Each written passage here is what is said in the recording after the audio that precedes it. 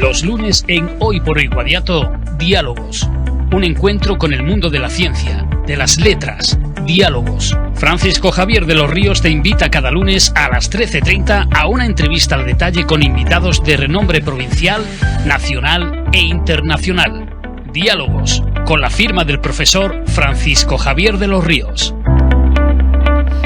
Buenas tardes, 1:30:26 del lunes 17 de marzo va a dar comienzo nuestro programa semanal de diálogos.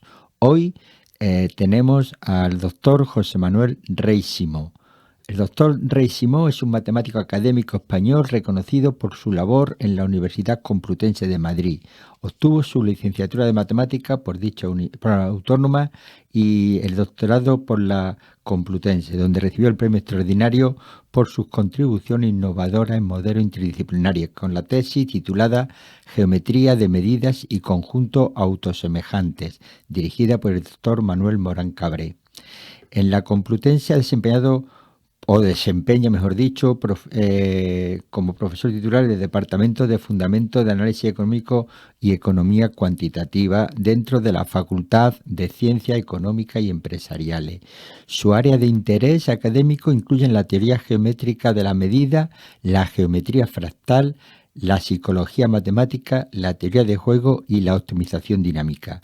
Rey Simó ha contribuido significativamente a la divulgación científica, explorando temas como las relaciones sentimentales desde una perspectiva matemática. Por ejemplo, ha desarrollado modelos matemáticos que analizan la dinámica sentimental y las causas de la disolución matrimonial.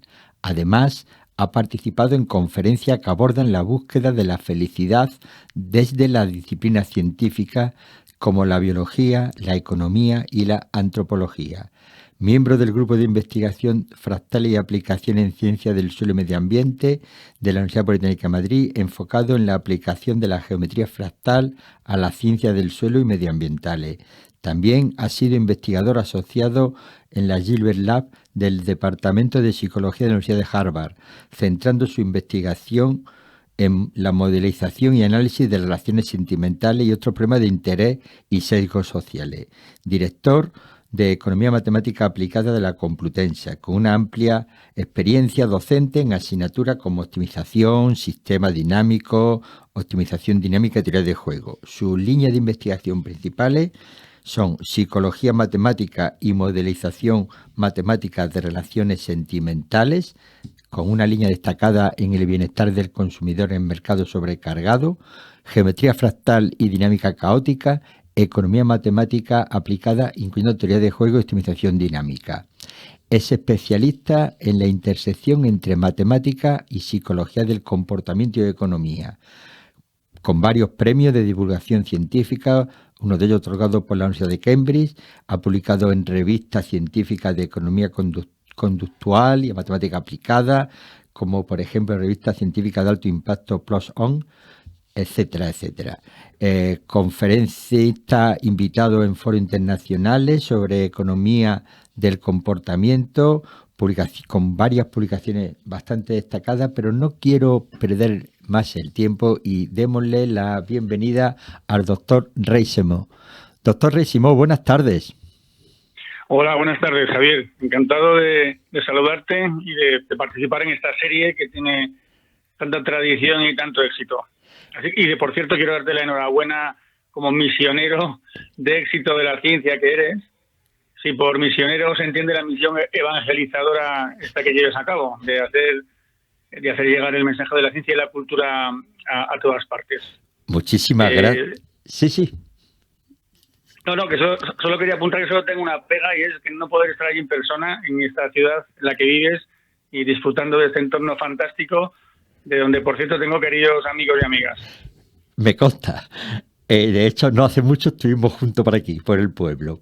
Bueno, el pasado día 14 de marzo se celebró el Día Mundial de Pi. Es un número que a los matemáticos nos apasiona. Se celebró el día 14 porque, como casi todo el mundo sabrá, cortando mucho las cifras decimales, pi es 3,14. Y claro, los anglosajones ponen primero el mes y después el día. Mes 3 marzo, día 14.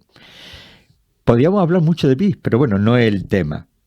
Pero sí he querido aprovechar esta efeméride y el lunes más próximo, que es hoy, para contar con la presencia de un matemático, como no podía ser de otra manera. Y además, no un matemático cualquiera, es un matemático que descifra el caos de nuestras decisiones cotidianas, revelando cómo menos opciones pueden significar más felicidad.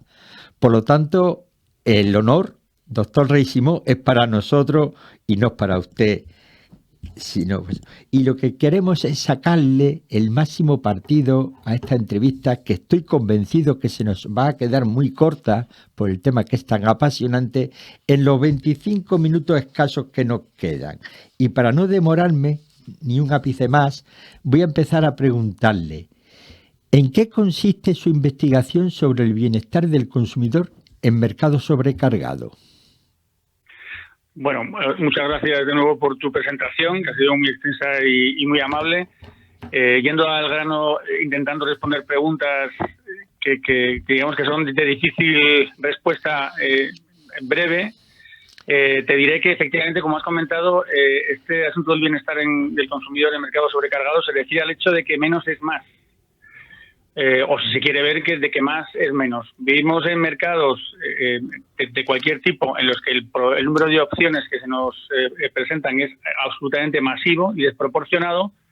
La lógica, ¿verdad?, diría que habiendo más opciones, los consumidores pueden elegir la opción que más bienestar les reporta, o sea que en teoría esto sería bueno para el consumidor. Sin embargo, los psicólogos han observado a través de muchos experimentos que esto es falso, que en estos mercados que están sobrecargados, el consumidor, después de elegir, se siente peor. Por eso a esto se le llamó en su día la paradoja de elección, porque presenta en realidad una paradoja. Y nosotros lo que hicimos fue dar una explicación matemática de este hecho. En realidad no hay tal paradoja, sino que se puede formular un modelo matemático de elección en el que efectivamente se consigue ver que más opciones no implican necesariamente más bienestar, sino menos, lo cual es bastante descorazonador para el mercado. Pues la verdad es que es muy interesante la reflexión y, por supuesto, totalmente sin haberla estudiado acertada. En su trabajo ha aplicado modelos matemáticos a las relaciones humanas, no solamente ya del consumidor, sino como persona en general. ¿Qué le llevó a interesarse por ese campo? Bueno, buena pregunta. Es difícil saber exactamente cuál fue el punto de ruptura en el que uno pasa de hacer matemáticas puras a interesarse por cuestiones tan aplicadas y tan cotidianas como son las relaciones humanas. Yo diría, empezaría al revés. Yo soy matemático de formación y mi tesis fue en matemáticas puras, aunque también tiene una versión aplicada. Y las matemáticas yo creo que imprimen carácter. Cuando uno estudia matemáticas cambia la manera con la que contempla el mundo. Y entonces, claro, lo único que puedo adivinar detrás de tu pregunta, si me intento responder a mí mismo, es que siempre he sido alguien muy social, he disfrutado mucho de las relaciones humanas y claro, es fácil ver que en algún momento las dos cosas se mezclaron. Y al pensar en algún problema que tuviera que ver con relaciones humanas, pues intentar comprenderlo del único modo que estoy acostumbrado a hacerlo, que es con lógica, o con la lógica de las matemáticas. Supongo que sucedería algo así de un modo progresivo, pero no hay un punto de ruptura en el que dejé las matemáticas puras y me preocupé por algo tan mundano como las relaciones humanas. Totalmente razonable. Bueno, usted ha desarrollado modelos matemáticos sobre la felicidad, pero ¿se puede predecir qué nos hará felices? Bueno, pues, vaya pregunta, más buena, para preguntarla a la 1:30 de la mañana, justo antes de comer, con el estómago vacío. A ver, esta es una pregunta, claro, que solo esto se requeriría, pues no sé, un programa entero y no sé de cuánta duración, porque como puedes imaginar, este es un problema muy, muy complicado, con muchísimos aspectos, ¿no? Esto de qué nos hace felices le han dedicado mucho tiempo filósofos y pensadores durante milenios. Lo que pasa es que lo que sí a lo mejor no saben las personas que nos están escuchando es que la ciencia también le ha dedicado las últimas décadas y se saben muchas cosas sobre la felicidad humana. No puedo entrar, no tengo tiempo de entrar en las cosas en las muchas cosas, los muchos aspectos que afectan a la vida de las personas, que les pueden reportar felicidad, pero sí quiero destacar una de ellas, que está bastante establecido en ciencia a través de muchos experimentos. Y es que las relaciones de calidad son el mejor predictor de una vida larga, sana y feliz. La felicidad reside fundamentalmente en las relaciones de calidad y tener amigos y personas queridas cercanas. Esto está bastante establecido.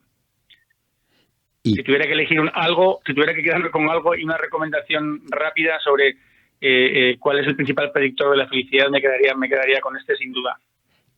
Totalmente de acuerdo. Los amigos te dan una felicidad enorme.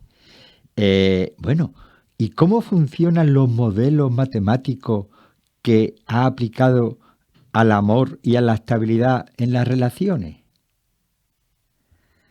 Ya, esto también es una pregunta. Son muy interesantes sus preguntas y no son todas fáciles, porque aquí entramos ya en el terreno en el que hay que intentar explicar, algo de matemáticas, o esa pregunta que siempre viene a la cabeza de las personas cuando les comentas que trabajas en matemáticas y el amor, y siempre, claro, esto choca mucho y las personas en principio piensan que son conjuntos disjuntos. Sin embargo, voy a intentar explicarlo rápidamente y yo creo que se debería entender bien. De lo que se trata es de describir cómo evoluciona la calidad de una relación de pareja, si se quiere la sensación amorosa o llámalo feeling, ¿no? Los psicólogos ya saben desde hace tiempo que para sostener una relación de pareja los miembros de la pareja tienen que invertir esfuerzo en la relación, tienen que invertir dedicación. Y la pregunta que uno se hace muy natural es cuánto esfuerzo es necesario invertir en esta relación para que sea duradera y sea feliz. Bueno, pues aquí entran las matemáticas, porque las matemáticas sí permiten formular esta pregunta como si fuera, fíjate, un problema de ingeniería sentimental. En realidad es un problema de ingeniería y se usan matemáticas del mundo de los ingenieros, ¿no? Porque por usar una analogía, el problema consiste en cómo construir un puente, si quieres, sobre el que la pareja viaje de aquí hasta el final de su vida siendo felices, ¿no? Y cuando lo miras así, entran las matemáticas de una manera bastante natural. Me viene a la mente una expresión que se usa mucho en las relaciones, que existe química. No sé si también tenemos que decir que existe matemática entre la pareja, por lo que está... Bueno, hay un viejo chiste que dice que las matemáticas del divorcio son las más... Es cuando las matemáticas entran más en juego en una relación. Hablar de divorciarse es cuando las matemáticas tienen una aplicación muy importante. Y tú bien has mencionado la química, que es otra ciencia que está asociada con el amor. Yo en su día, no sé si me parece que lo has mencionado, organicé unos ciclos sobre la ciencia del amor y evidentemente uno no puede olvidar la química. La química tiene un papel muy importante en la primera etapa del enamoramiento, donde el detonante de la relación es bioquímico y se explica todo el proceso que se desencadena cuando uno se enamora a través de reacciones bioquímicas, pero claro, viendo el problema de una pareja que quiere vivir juntas toda la vida y ser feliz, aquí ya la química no es tan importante, entra mucho más un proceso racional, que es esta manera en la que yo te lo he planteado, ¿no? Si yo quiero, una vez que me he enamorado de ti y pretendo y deseo estar contigo toda la vida, pues lo que tengo que plantearme es el coste del proyecto. Y el coste no es un coste monetario, ahí no es donde están las matemáticas, el coste es un coste en términos de inversión, de dedicación y de trabajo en la relación, porque si uno no lo hace, la relación inexorablemente caerá. Entonces, la pregunta es cuánto es el esfuerzo que tiene uno que realizar para mantener esa relación. Y esta decisión ya no tiene que ver con la química, sino que tiene que ver con una decisión de tipo organizativo, si quieres, o de tipo ingenieril, en el que uno tiene que diseñar su vida en común para que dure siempre. Y la analogía con las matemáticas es la que te he comentado antes. Es una analogía de ingeniería, no una analogía ni monetaria ni tampoco bioquímica. La bioquímica aquí ya entra también, pero no de una manera, digamos, en la que se resuelva el problema. ¿Pueden ser estas las principales conclusiones de su estudio sobre la dinámica sentimental o hay otras? Bueno, a ver, te he hablado más bien del diseño, de lo que es en realidad la formulación del problema de la dinámica sentimental como un problema matemático. En cuanto a las conclusiones, probablemente el hecho más relevante que nos enseñan las matemáticas sobre las relaciones de pareja es que resulta muy difícil mantener una relación sentimental en el largo plazo y que sea feliz. Si se piensa en esto como en el problema matemático, se podría decir que sí, que existe la solución. Por supuesto que es completamente posible que una pareja permanezca unida y feliz toda la vida, y conocemos muchos casos, claro está.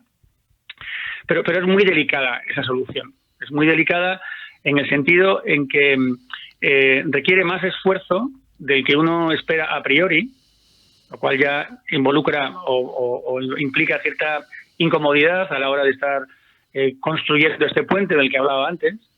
Y además no es robusta. Esa política de esfuerzo que se requiere, que ya de por sí es exigente, en las circunstancias, la propia dinámica no invita a que se sostenga. Los matemáticos decimos que es inestable. Hay que estar vigilante para no desatender la relación. Siendo un poco a lo mejor exagerado y usando otra analogía, pues podría ser mantener la relación en la senda correcta que la lleva a la felicidad en el largo plazo, pues podría ser como caminar entre dos cumbres por un filo de la montaña que los une. Si te das cuenta, esto, claro, requiere pues un esfuerzo prolongado y no despistarse durante todo el trayecto. Si te das cuenta, aquí hay dos ingredientes que son muy interesantes. Por un lado, requiere un esfuerzo prolongado y más que un esfuerzo, un sobreesfuerzo, lo cual ya es una fuente, digamos, de inestabilidad. Y luego hay que estar atento y no se puede uno despistar, porque si se despista, la inercia de las cosas hace que la relación decaiga. Estos son dos ingredientes muy importantes que vienen a decir y vendrían a explicar, en realidad, una cosa que se observa, y es las altas tasas de ruptura que existen en las parejas occidentales, ¿no? Que se dice, tanto en Estados Unidos como en Europa, se dice que 1 de cada 2 parejas se divorcian.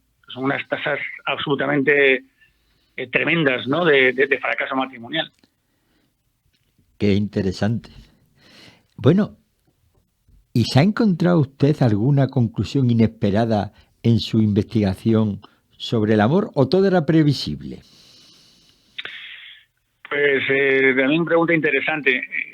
Pues sí, a ver, no sé, digamos que esto yo creo que no era previsible. O sea, la cuestión original que motivó todo este trabajo hace ya unos años fue entender justamente este último dato que te he comentado, el hecho de que las tasas de ruptura sean tan altas, ¿no? Esto generaba otra paradoja, y es el hecho de que dos personas adultas, comprometidas, enamoradas, que están de acuerdo en vivir toda la vida juntos, tienen este proyecto de vida en común, y resulta que tienen hay unas tasas de ruptura o de fracaso del proyecto en torno a un 50%.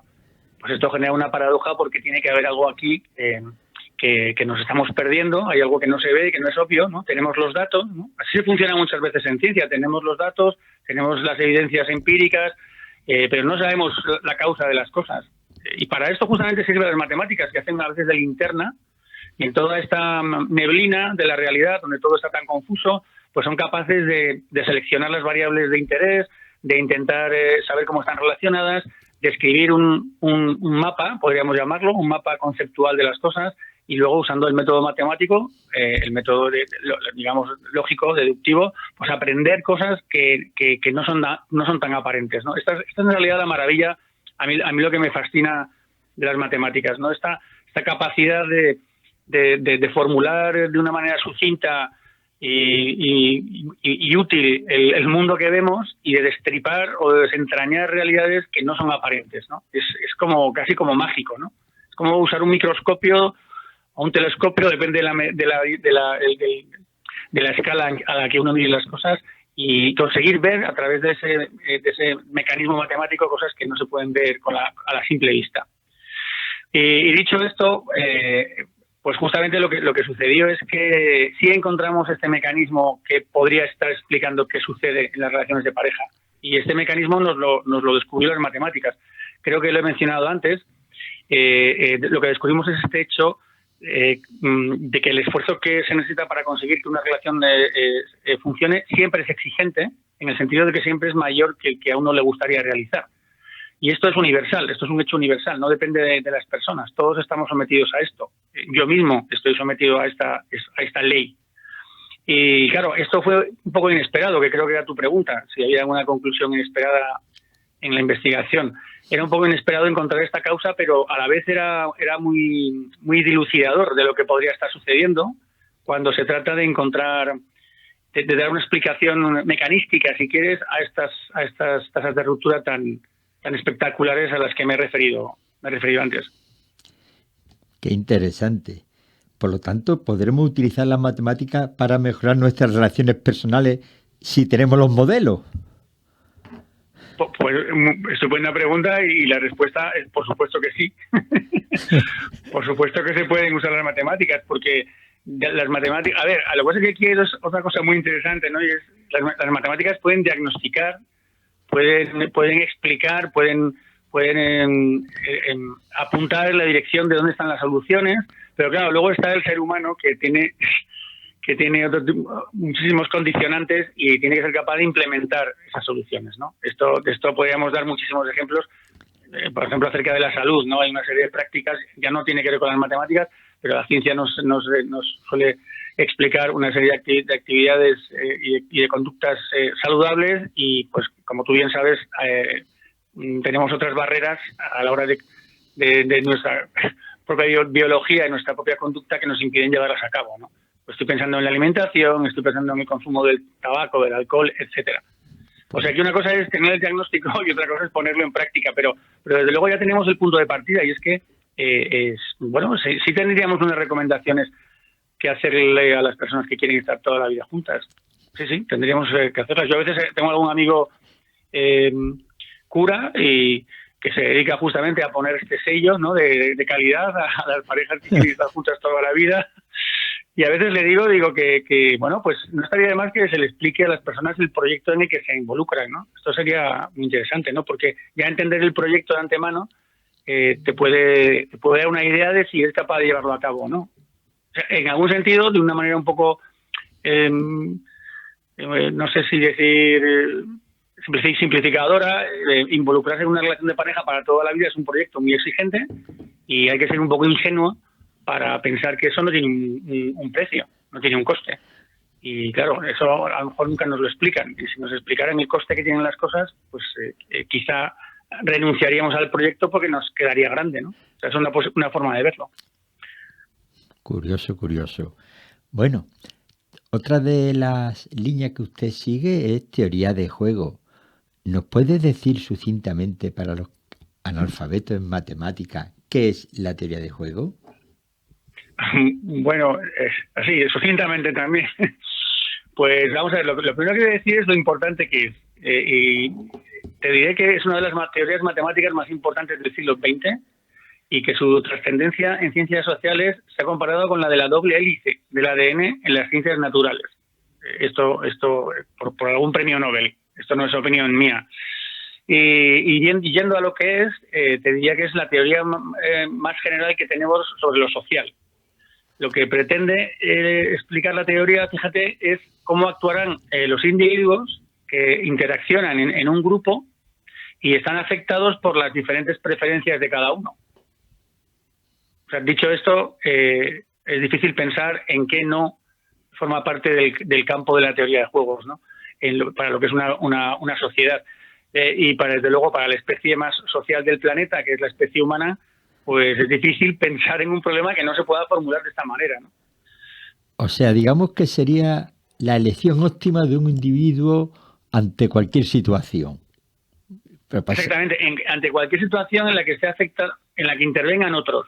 Sería un poco en qué manera se conduce. Bueno, pretende ser, tiene como dos aspectos, ¿no? Como suele pasar con las teorías. Uno es un aspecto descriptivo, en qué sentido describe bien la realidad que observamos, y luego tiene un aspecto normativo, se dice a veces en economía, que es intentar indicar lo que debemos hacer, ¿no? Entonces, efectivamente intentaría explicar si la conducta de las personas, las elecciones que hacen a la hora de conducirse, cuando están relacionándose con otras personas y evidentemente están afectados por las decisiones unos de otros, ¿no? Eso es un poco digamos, el esquema general. Por lo tanto, en la toma de decisiones en parejas, ¿se puede aplicar concepto de teoría de juego? Hombre, pues claro, por supuesto, eso sería un corolario de lo anterior. Esto sería como se desprende de lo anterior, ¿no? Que en una pareja tienes todos los ingredientes que hay para el problema que acabo de describir, ¿no? Tienes dos personas que están tremendamente afectados por las acciones el uno del otro, eso es una pareja, y por supuesto que la teoría de juegos, esto entra en el dominio de la teoría de juegos claramente. Y de hecho nuestros últimos modelos con los que trabajamos son modelos que tienen este ingrediente del que he hablado antes, pero tienen el ingrediente justamente de que la pareja está formada por dos miembros, cada uno tiene sus propios objetivos, pero está afectado por los objetivos del otro y sobre todo por la conducta del otro. O sea que, por supuesto que la teoría de juegos es aplicable en las decisiones de pareja. ¿Cree usted que la sociedad valora suficientemente el papel de las matemáticas? Yo diría que sí, en todas las encuestas que yo conozco, el colectivo científico es siempre el mejor valorado por la población. Y desde luego entre las ciencias, sobresale especialmente las matemáticas, que como bien sabes, Gauss las llamó la reina de las ciencias. Entonces yo creo que las matemáticas tienen bastante prestigio dentro de la sociedad. Y yo creo que esto se ha acentuado mucho más en el siglo XXI, que es el siglo de los algoritmos, y todos creemos ahora que los algoritmos gobiernan nuestra vida, y no olvidemos, esto es muy importante, que a veces quizá a las personas se les olvida o no les viene a la cabeza rápidamente, los algoritmos no son más que operarios de las ideas matemáticas. Detrás de un algoritmo siempre hay una idea matemática, siempre hay un concepto matemático, siempre hay un teorema matemático. O sea que en realidad lo que está detrás de los algoritmos son las matemáticas. Y yo creo que esto hoy en día se entiende muy bien socialmente, hasta el punto de que incluso la propia profesión de matemático ha cobrado un prestigio que eso seguramente tú no has conocido nunca, ni yo tampoco. Ahora mismo ser matemático, un prestigio real, o sea, un prestigio social, no un prestigio, digamos, solo científico, académico, como lo tenía normalmente. Yo creo que hoy en día hay mucho valor para los matemáticos, y de hecho la propia industria ya sabes que los secuestra. Sí. O sea que yo creo que la respuesta definitivamente sí. Sí, efectivamente, la demanda de matemáticos desde que está el mundo de la inteligencia artificial, los big data y demás, ha crecido exponencialmente. Es una cosa impresionante y ahora cuesta hasta trabajo buscar a matemáticos. Exactamente. Bueno, y siendo la matemática la ciencia, llamémosle más lógica, ¿por qué cree que tienen fama de ser difíciles y poco atractivas para el público en general? Bueno, esta es otra gran pregunta que seguramente a muchos matemáticos les gustaría poder responder, ¿no? A ver, yo tengo una opinión personal sobre esto como bastante clara, ¿no? Y yo creo que gran parte de la culpa, cuando pienso en el público general, pienso en la educación, porque esta fama de difíciles y poco atractivas se adquiere ya desde la más tierna infancia, que los niños piensan que las matemáticas son difíciles, son feas y son inútiles. Discúlpeme, claro, doctor Reísimo, sí. Discúlpeme. Me acabo de dar cuenta que nos estamos quedando sin tiempo y esa pregunta es apasionante y me encantaría lanzarle el guante y retarlo, si usted lo tiene a bien, a participar en un segundo programa. Es que nos queda escasamente un minuto y no nos da tiempo. Pues no, en un minuto no voy a poder explicar eso. No. Y por supuesto mi respuesta es que sí, y lo único que me gustaría que sea allí mismo, estar allí físicamente. Ay, pues por mí encantado, lo negociamos. Lo negociamos. Estoy dispuesto a negociarlo y además seré un negociador muy débil. Bajo cualquier condición iré para allá. Tenemos que hablar también de su faceta como divulgador científico. Dejamos muchas preguntas en el tintero. En una próxima entrega hablaremos de ella. Doctor Reísimo, ha sido un auténtico placer. Buenas tardes. No, Javier, el placer ha sido el mío. Muchas gracias, Javier. Buen día. Los lunes en Hoy por Hoy Guadiato, Diálogos. un encuentro con el mundo de la ciencia, de las letras, diálogos. Francisco Javier de los Ríos te invita cada lunes a las 13:30 a una entrevista al detalle con invitados de renombre provincial, nacional e internacional. Diálogos, con la firma del profesor Francisco Javier de los Ríos.